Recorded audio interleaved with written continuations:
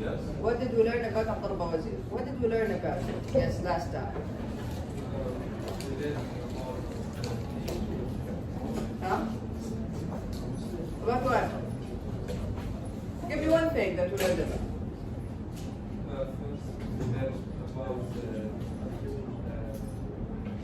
Are you still talking, Khaled? Continue. Who can help Abdullah? Yeah, let's raise some hands. What did we learn about Sarah? Very good. The increment and the decrement operator. Remember them? Remember the increment and decrement operators? These are very important operators. We use them a lot in Madawi in loops. We use them a lot in loops. We use them as standalone statements as well. طيب, what else did we learn about? What else? Razan? Very good. Numeric type conversion. طيب, who can tell us? What is the general rule? When you have an expression of mixed types, of numbers, a mathematical expression of numbers of mixed types, how does Java deal with that? How does Java deal with it? How does Java? No, I'm not talking about the priority rules. I'm talking about the type. If you are adding مثلا n to by to double, بعدين كيف حتتصرف الجافا? How is Java going to deal with this? Yes, sir. As double. Very well, very well. So basically what happens automatically is that casting happens automatically if you are what? If you are narrowing the time or widening it? Widening, yes. So if you are converting from a type with a smaller range to a type with a bigger range, no problem. No problem. Java does that for you. The issue is that if you try to assign, for example, a double to an int variable, what should happen in this case? If you try to assign a double value to an int variable, what will happen? Khalid, change your seat. Sit in the front. Quickly, quick. What will happen in that case? If you try to assign a double value to an int variable, what do you need to do? Yes, Lee. int what? طيب, this is the variable. انت الحين قاعدة تسوي لي variable. بعدين. Very good. So you need to cast it. You need to cast the value. Casting means you are changing the type of that value. Otherwise, the compiler is not going to accept it. And this was last time's lesson. Right. Now look at this example here. Keeping 2 digits after the decimal point. Now, so far, we did not learn about formatting. Remember the F string from Python? We did not learn anything that is equivalent in Java. But what if I want to display a certain number with only 2 decimal places? So write a program that displays the sales tax with 2 digits after the decimal point. Right. Now, we did not learn about formatting, however, we learned about casting. So we can use casting in our favor in this case. So I'm just going to go to NetBeans. I'm going to create a new class. The name is sales tax here. Let me just go. All right, so this is chapter 1. It's already here, but let me just delete the variable.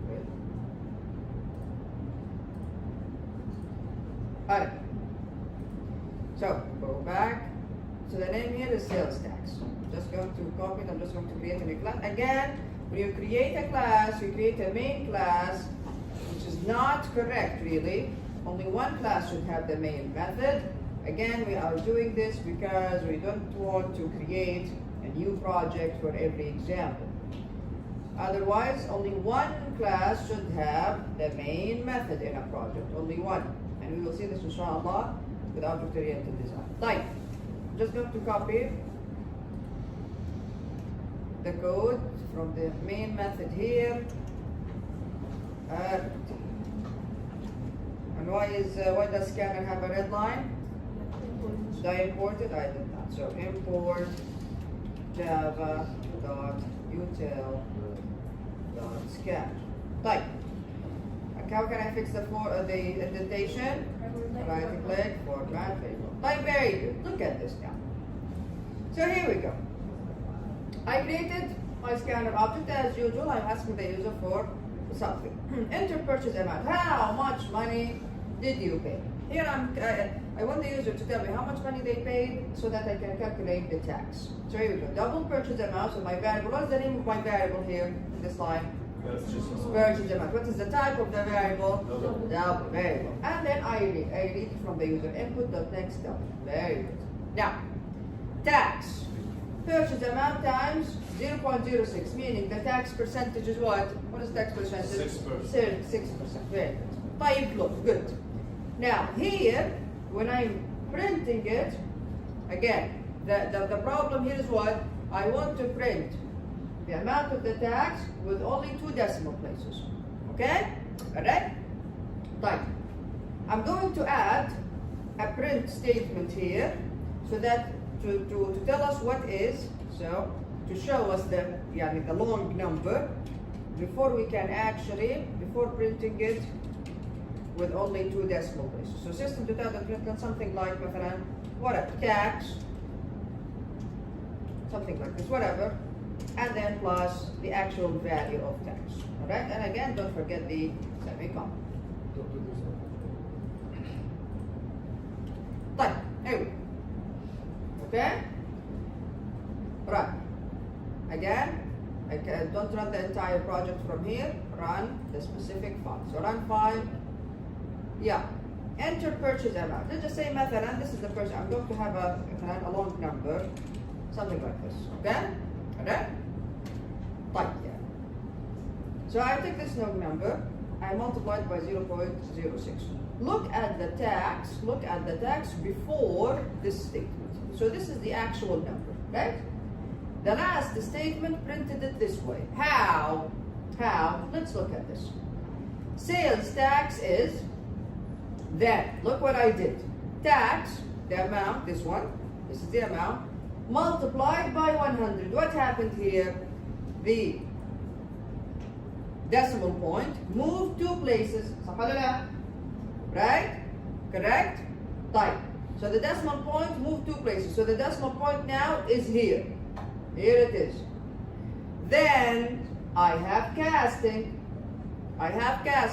So end of this value, what will happen to the fraction part, to the decimal part? Removed, gone. So the fraction part from 0 till the end is gone. Right? Then now we have this entire number, this entire integer, which is 700,000, no, 7 million something. All right, so this entire number, okay? We're not done yet. Go ahead and divide it by 100, and not 100 the int value, but 100 the double value. Because if you divide it, it's an integer, and then you divide it by 100 the int value, this becomes what type of division? Integer division. I don't want that. I want to get the decimal point to move it back 2 places. So divide it by 100, the double value. This will move the decimal place from here to here. And that's why we have this number.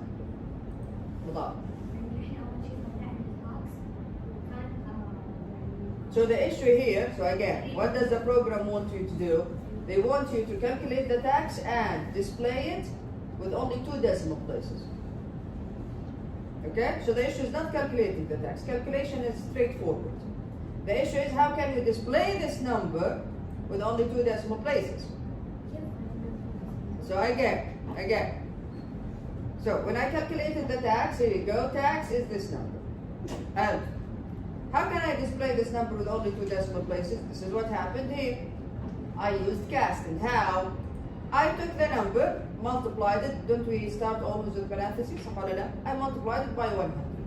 When you multiply this number by 100, what happens to the decimal point? Moves. How many places? 2 places. To which side? To the right side. So now the decimal point is here. Right now it's here after multiplying by 100. Next, I have casting. Int of this value is what? Of this value is what? The decimal point is here now. Int of it is what? What happens? Very good. So the entire decimal part, the entire fraction, everything after the decimal point is gone. So from 0 till the end is gone. ماني فاهم. على ان هي تحفة الديسيمال بوينت صارت هنا. مو احنا ضربناها في 100 اول شيء. Okay. So anyone else has the same question? Right. So the decimal point is here. End of this, remove the entire fraction part. Now we end up with this integer. The whole number is an integer. طيب مو هذا اللي نبغاه. I want it with 2 decimal places. What should I do? I need to move the decimal point back up 2 places. How? I divide it by 100. طيب why 100.0, not the int 100? Why? Why? Because if I divide, this is an integer, now this becomes an int. روني والتحفة اللي جنب. Am I not explaining this? Any questions here? So again, why am I dividing this by 100.0, not 100?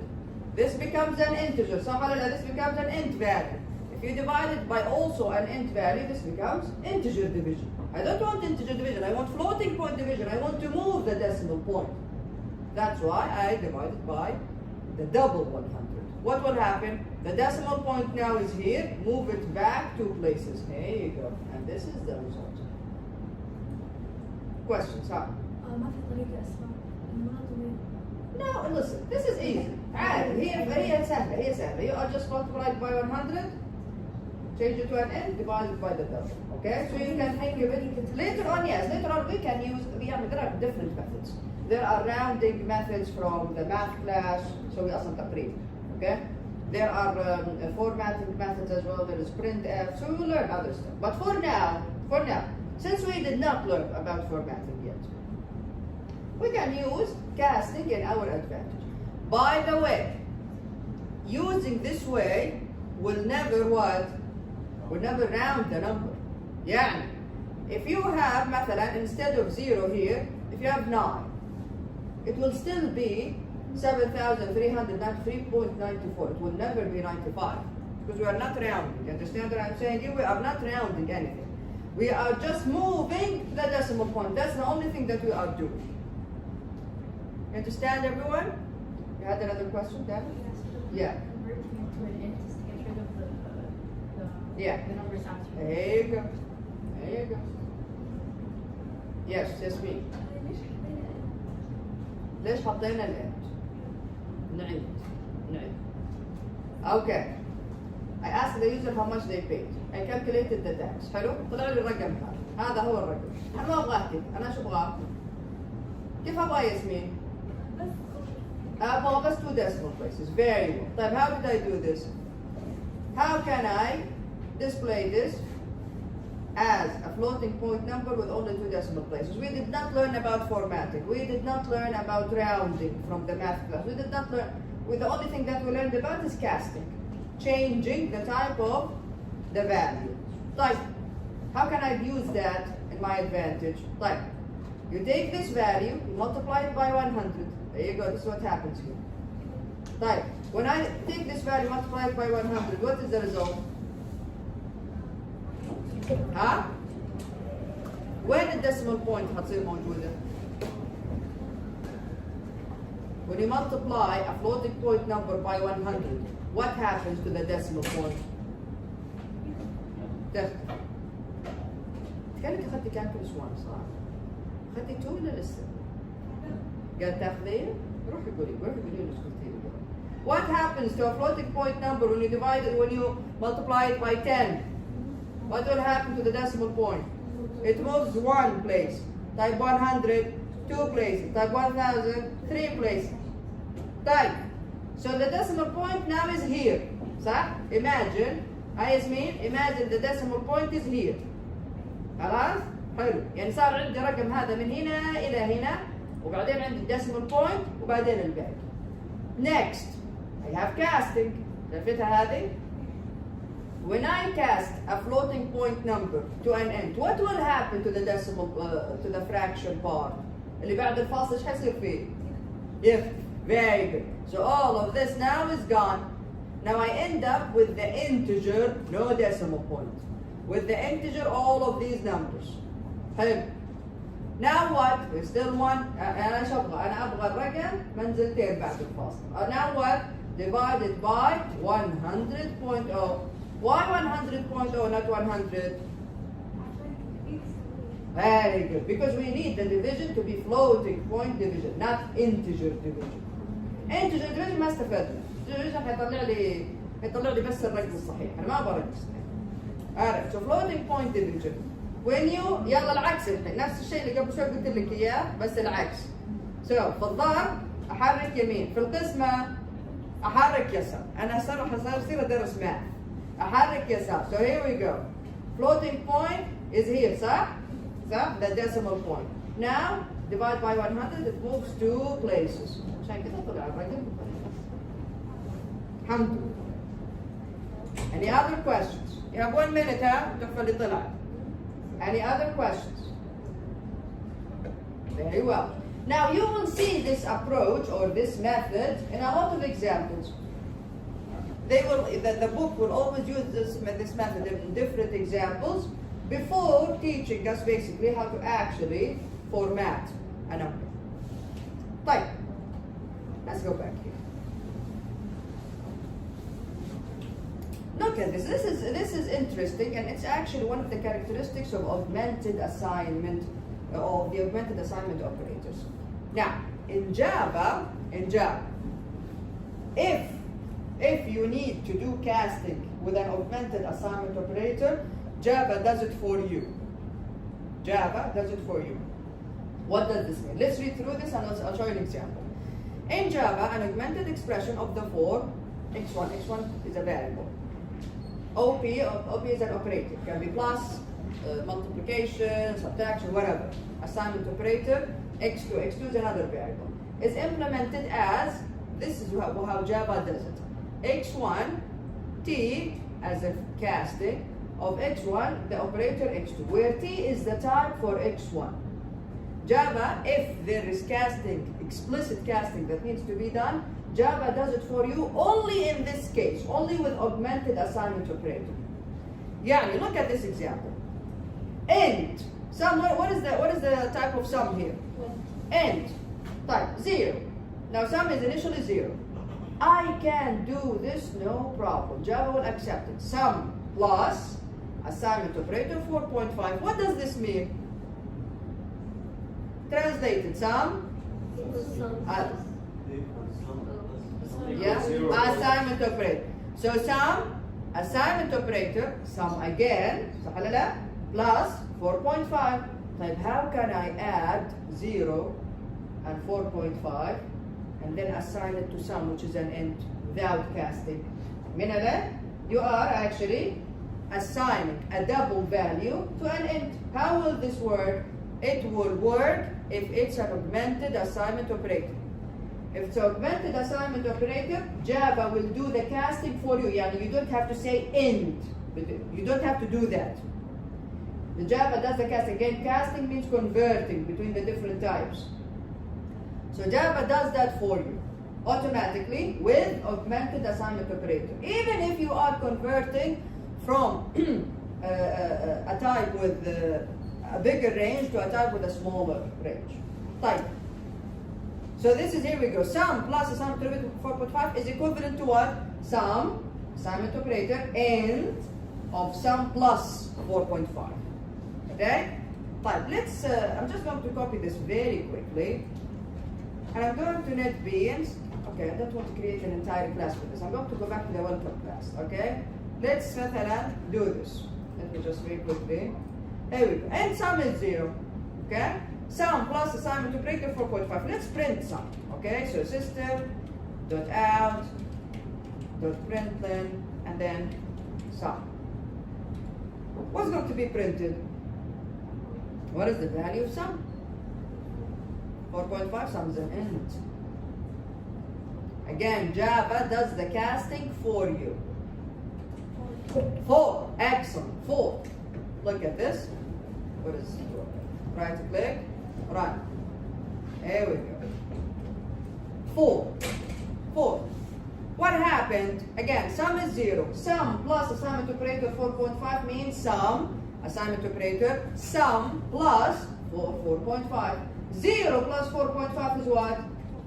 Assign it to an end. It becomes it. Like, in a regular situation, look, if I do this, again, this is equivalent. If I say sum assignment operator, sum again, plus 4.5. What happened? It's incompatible types. You cannot do this. The compiler does not accept it. Does not accept it. Even though the meaning is exactly the same as this one. Like, why is it accepted here? Because Java does the casting for you only with augmented assignment operator. But with a regular assignment operator, it does not. You have to do the casting. You have to say something like this.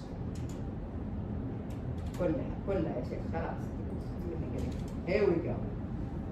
Okay? You understand what I'm saying?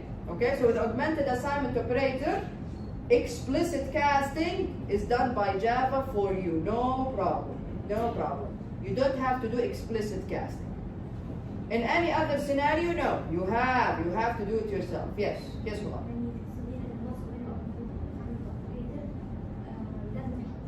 Yes, you need to cast it. You need to change the type to a suitable type. طبعا مو شرط دائما تكون انت يعني بغض النظر ايش الكونفرجن اللي صاير. مش A type مو A type. type يكون مناسب للفاريبل هذا. يعني انت صح هذا انت صح؟ انت ايش يستقبل؟ ايش ممكن تحطي في انت؟ بايت تحطي فيه بايت تحطي فيه شورت وتقدر تحطي فيه طبعا انت. ما تقدر تقولي دبل وتسقطي في نفس المشكله وهي هذه المشكله. هي هذه سم بلس 4.5 دبل. كيف احط دبل في انت؟ دبل اكبر من انت. كيف احطها؟ Augmented, yes, you don't need to. You don't need to do the explicit casting. So. In line 5 we switched int to float. Right. الإجابة حقت line 6 بتصير 4.5. Hey, بالضبط. Very good. Here you go. Here you go. Okay.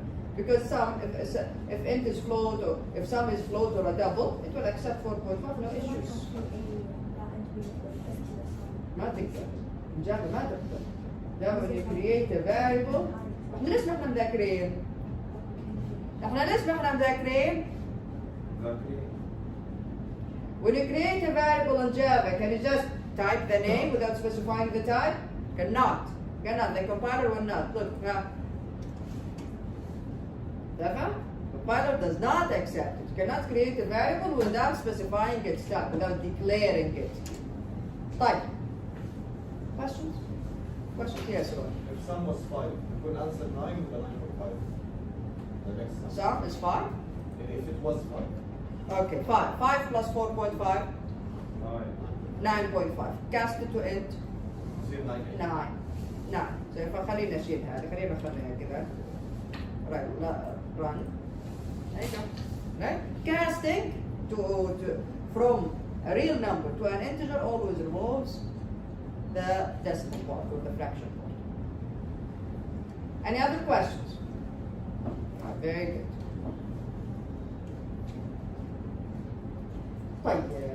Very quickly, we have just a small theoretical part here in chapter 2. The software development process. As software engineers, every application, every software you create, I'm talking about projects where you actually end up launching the software, so people use it later on. So every software you create, you will have to go through this cycle. Like, number 1, requirement specification. Now this is probably one of the most tedious phases. What does this mean? A formal process that seeks to understand the problem and document in detail what the software system needs to do. This phase involves close interaction between users and designers. Requirement specification. Let's just say that your client comes, they're like, I need you to create an app for my store. Is this enough for you? Is this enough information for you to go ahead and start implementation? No. You need to know exactly what your client needs the app to do. Like, you start asking, you start having meetings with the client. Yeah, what do you need the app to do? Oh, I need a page for the customers to look at these items. I need the customers to be able to log in. I need the customers to be able to add stuff to their. So again, as a software engineer, every software or every app that you create has to go through these phases. Inshallah, this will also include, you will see this in different courses, including of course your capstone project. Right. So at the beginning, requirement specification. This is where you are meeting with your client to understand exactly what your system needs to do. They give you the example of having an app for a certain store. Yeah, what does the app need to do? I need a page for a customer. Okay, so I have a customer as a type of a user. What does the customer can create an account. This is a requirement. The customer can log in. The customer can look at items. The customer can add items to their cart. The customer can then check out. All of these are requirements of your software. What is the software required to do? And there is a formal way to write these requirements. You will inshallah have this in a separate course.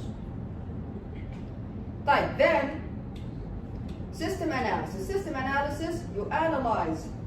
So in this phase, you seek to analyze the business process in terms of data flow and to identify the system's input and output. Here you will use diagrams.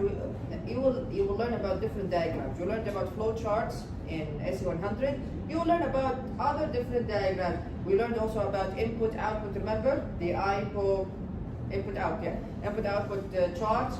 There is also something called data flow charts, and you will use this in this phase. You analyze the system, meaning you understand exactly what goes through the system and what comes out of it. What is the input, what is the output, and the different types of users.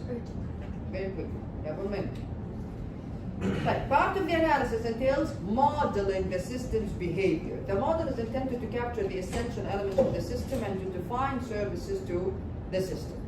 After that, you start design. So system design, the process of designing the system's components. This is where we use flowcharts, pseudocode. Remember pseudocode? This is where we use pseudocode. And then, for example, okay, for the customer should be able to log in. Let's write a pseudocode for the login function.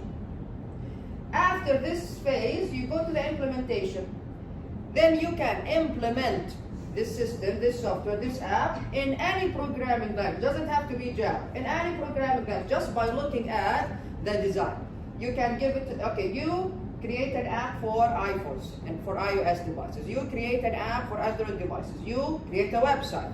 You create a desktop application. All of these are different platforms, but all of them can be created using the system, using the document that you create in the system design phase.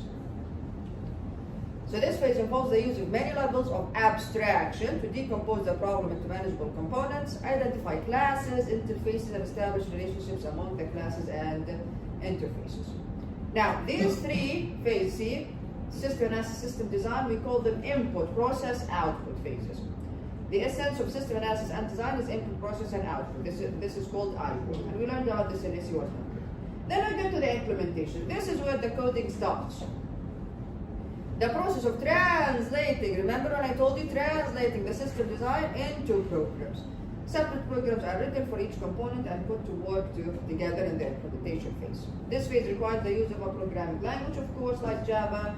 The implementation involves coding, testing, and debugging. You will learn about testing in a separate course as well. Then, testing. Now, usually, the team who implemented and designed the software is different from the team who does the testing. Why? Why do you think so? Excellent. They notice new stuff. Very well. When you as a software engineer, when you get too involved with the system, and especially with the coding, you know the coding. So you become, I don't want to say blind, but it's because you are so used to the codes, you miss out some stuff. So you need a fresh set of eyes. Someone who doesn't know anything about the code to actually test it. But because they don't know anything about the system, now they test it with fresh eyes. They can weed out these tiny little mistakes that you missed out because you were way too involved with coding. So testing ensures that the code meets the requirement specification and weeds out bugs.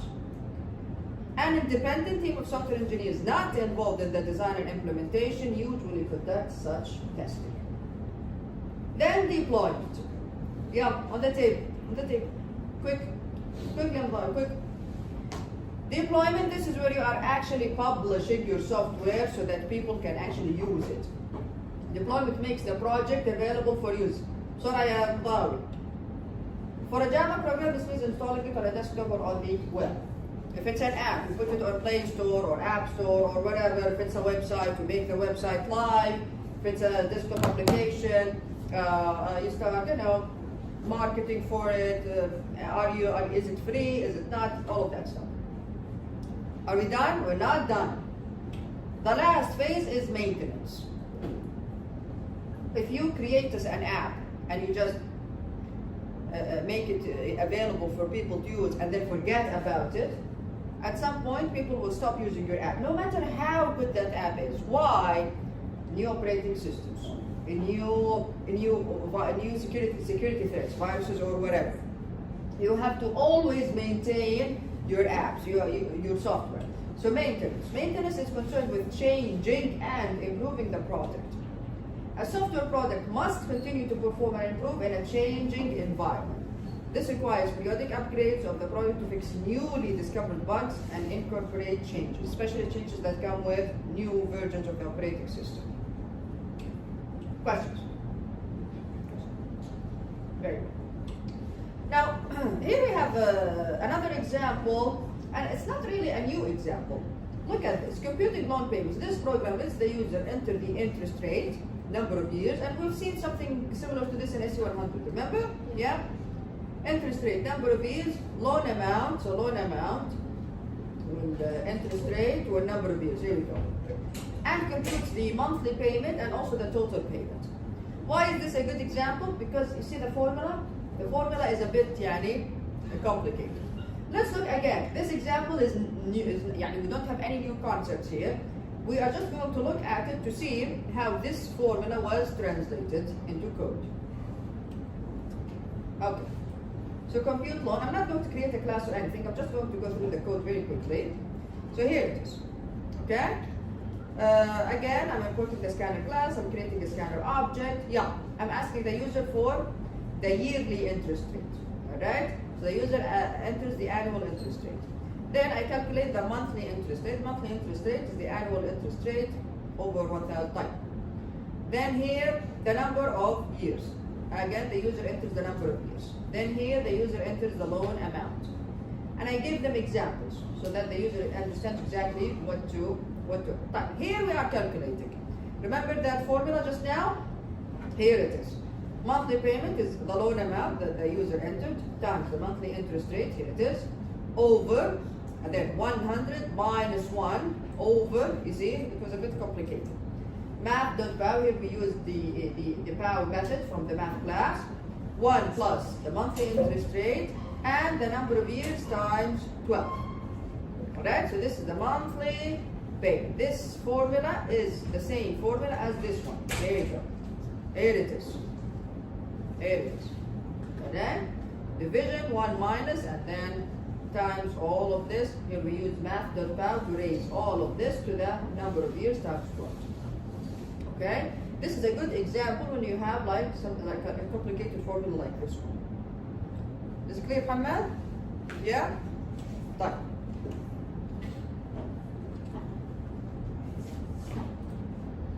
Then the total payment. What is the total payment? Well, the monthly payment times the number of years times 12. This is the total payment. And they finally display the results. How did they display the result? What did they use? How many places after the decimal point here? 2. You see? The same method. The same method. You multiply it by 100 and then divide by 100, the double method. The same goes for the total payment. Questions about this example? Make sure to study to understand the formula, how we actually translate it from that formula to Java code.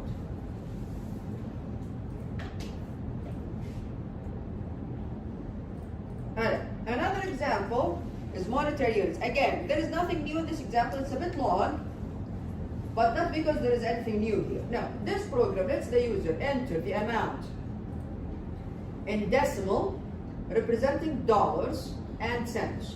يعني مثلا $56.75, something like that. Okay?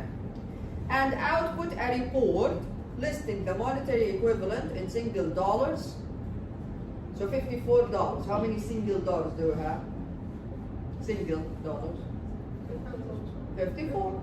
صح 54 $54. How many single dollars? أقول لك 54 riyals. I have a 50 and 4 riyals. How many single riyals are there in here? 54 single riyals. طيب. So single dollars, quarters. Of course, dollars has more. I don't even know what to call this. Like what goes inside the dollar. So a dollar, there's quarters, there's dimes, there's nickels, there's pennies. Alright? But with the riyals, we only have riyal and halala. That's it. We don't have anything in the middle yet. So that's why the code is a bit long. That's it. Not because it's the concept here is new. No. It's just because depending on the number that the user enters, we need to know how many single dollars are there, how many quarters. Quarters, it's quarter of a dollar, right? A dollar has, so how many? 25 cents. So 25, 25, 20. Fine. Dimes, I'm not sure. This 5 cents. Nickels, 2 cents. I'm not sure. Pennies, a penny is 1 cent, right? With nickels, 5 cents. With dimes, 10. Makes sense. صح؟ Makes sense. صح؟ إذا هذه 1, هذه 5, 10, 25. And then the whole dollar. طيب. Your program should report the maximum number of dollars, the maximum number of quarters, and so on in this program. Okay, so make sure to look at this. It's interesting, especially the way they calculate it. But again, the concept here is there is no new concept in this exam. Questions? Questions? Any questions? طيب. Alright, common errors and pitfalls. We will see this section reappearing in several chapters. Common errors, especially for people who are, still getting used to Java. Naif, sit in the second row, just in front of the top. So common errors and pitfalls, especially for people who are using Java for the first time. Fine. Common error 1, undeclared. Hi Sarah, أعطوك undeclared or uninitialized variables. Like this. Like this. Where is the error here? Who can tell us? Where is the error? Where is the error? Dan? No. Layla. The spelling error. Very good. See here, interest rate with a capital R. Here, interest rate with a small r. Now for the compiler doesn't know that you made a spelling mistake. The compiler looks at this and they're like, what is this? We did not declare this variable. Not only this, you did not declare it and you did not give it a value. So you did not declare it and you did not initialize it. We cannot do this. A variable should always be declared and initialized. Most of the time, this kind of error happens because of the spelling mistake. Okay? بس هيطلع لبنان تحت. Of course, it's not. ما رح يقبل أصلا. راح أسوي لك كمان. Yes, right. مش لازم تكون 45.0 Why? عشان دبل. ليش؟ من صغير الكبير ما عنده مشكلة جاب. مشكلته من كبير لصغير. Right? Interest rate is 0.05. صح؟ Double. Times an int. This will become what? Double times int. This what? Double. Here you go. So ما عندي مشاكل أنا من صغير الكبير ما عندي مشكلة. مشكلتي بالعكس. طيب, common error to integer overflow. Very good. Look at this. Remember the last value in the range for an integer? This is the last value and this is the maximum positive number an integer, an int, can hold. What happens if I add 1 to it and try to assign it to an int? What will happen? Yes? It's gonna be too long. Well, it will be accepted. Why? Because it will go to the other side. Yani if we remember when he got the table. Here it is. So this is the table, right? So this is from this number to this number and house, right? If I add 1 to this one, I don't write the number, I'm not writing it myself. No, there is a calculation here. If I add 1 to it, so the result, what will happen? And then I try to add it to int, I try to assign it, to an int variable. What will happen? It will go to the other side of the range. Understand what I'm saying? It's like there is 2 sides to the range. Add 1, go back here. Because it's a cycle at the end of the day. Alright? Yeah. وأنت بيعطيني error if you actually write a long number. So if you write مثلا this number and instead of 7 8 شوف your line فيها the actual number. But if it's a calculation راح هذه يسموها هي خطأ. هي في النهاية خطأ. It's not correct. But what do we call this? Integer of it's a logical error, but we call it integer overflow. So back here. Yeah. What would happen if we were to add 2 instead of 1? Exactly. It will go to the next number in the negative side. Understand what I'm saying? Sit down. Alright, so if you added 1, it will go back to the range from the other side. So it will take this number. So if you added 2, what will happen? It will be instead of 8, it will be 7. So minus 7. You get it? The next number. It will still stay in the same. That's why it's called integer overflow. I am overflowing the range, right? And we have this issue not only in programming. We also have this issue in cybersecurity as well. Right. So this is a common error as well. So if you are using long numbers, big integers, make sure to use what instead of int, double or long. Very good. Very good. طيب هي بتصير بس مع الانت ولا معاهم كله. بس مثلا بس الانت فيه لها حل بس اللونج ما لها حل, right? Right? Because there is nothing bigger than long, right? In an integer, if it's an integer, we have classes in the library that inshallah we will learn about this. They are called big number class. We have the big number class from the Java library that can take any number, even if it's bigger than a long or bigger than a double. Type. Round off errors. We talked about this before. Again, you keep this in mind if you are working with very sensitive data. What is going to be printed here in this case? Is it going to be this should be 0.5? Is it going to be 0.5? No, it's going to be 0.50, something like that. I don't even remember the number. Okay? Here as well. This is not going to be 0.1. This is going to be 0.0999, something like that. Okay? Again, why? Floating point numbers are not stored precisely. Again, because we have a specific amount of memory in RAM or on the hard disk or whatever. That's why they are not precise. Unlike integers, we don't have this issue with integer numbers. Integers, regardless of their type, of course. Types. What? How do we fix this? How do we fix this? Okay, there are multiple ways of doing this. It depends. You can, if you are if you are very concerned about how accurate, then don't even use primitive data types. All of the data types that we have seen are called primitive. Primitive, SE120, primitive. Short to byte to M to long to double to float, all of them are primitive. We have classes from the Java library that can accept any number. It doesn't matter how long they are. Okay? So you can create an object of a certain type and then you store that number in that object. That way you don't have to worry about their accuracy. And we will see these classes later on, inshallah. You can import the class and then you can use it in your code. They're called big number classes. Type. What about this one? Unintended integer division. I told you about this. You don't want it to be integer division, but it was a logical error, like this. Like this here. Int number 1 is 1. Int number 2 is 2. Both are int values. You add them together. 2 plus 1 is what? Another int.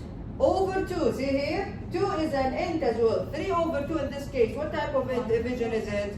Integer division. It doesn't matter if you put it in a double. It does not matter. Here, 3 over 2 is integer division. What is the result? 1. Exactly 1. You put it in average. Average is double. It will become 1.0. That's it. Right. Look at so you have to make sure here. Here you go. You have to divide it by a float or a double in this case. Okay, to fix it. These mistakes are unintentional, everyone. All of these are logical errors. Since the average is double. مو مشكلة. مشكلتي هنا في الايفالويشن بارت. الاساينمنت تصير اخر شيء في الحياة، صح؟ والاساينمنت اخر شيء تصير بعد ما اخلص انا السايد هذا بعدين انا اسوي اساينمنت بالفاليو. You get it? So when you are done with this, what is the number? 3 over 2. Okay, integer division, which is 1 ولا 1.5? 1. 1 so integer division حطها الحين في average كم حتصير 1.0 هي here no hey 1 plus 2 is 3 3 over 2.0 this is floating point division now this is 2.5 assign 1.5 sorry assign it to average 1.5 no problem so again integer division sometimes it gets tricky and always these errors are unintentional but pitfall okay common pitfall not error pitfall meaning a very big error redundant input objects I think I'm not sure if I mentioned this to your sector but I definitely did to the other one again programmers who are newly using Java sometimes they make this mistake they create a scanner object they ask the user for whatever the user enters it then if they want to ask the user for something else, they create another scanner object. This is problematic. Never do this. You never do this. You only create one object and then you use it everywhere inside your code. Not inside your code, inside your method. Because you cannot use it in another method. That's another thing. Okay. So again, when you are reading input from the user, how many scanner objects do you create? Exactly one. Otherwise you are actually wasting resources. You are wasting resources here. Type. Very well. Plus not. Good. Questions about chapter 2? Questions about chapter 2? طيب يا حبيبي. طيب. حطيت السيف براوزر على شغلتين وشغلت الموب ديسك وعملت ازاي زيرو سنة وريح راسي. انا ايش قلت انا السمستر اللي قولوا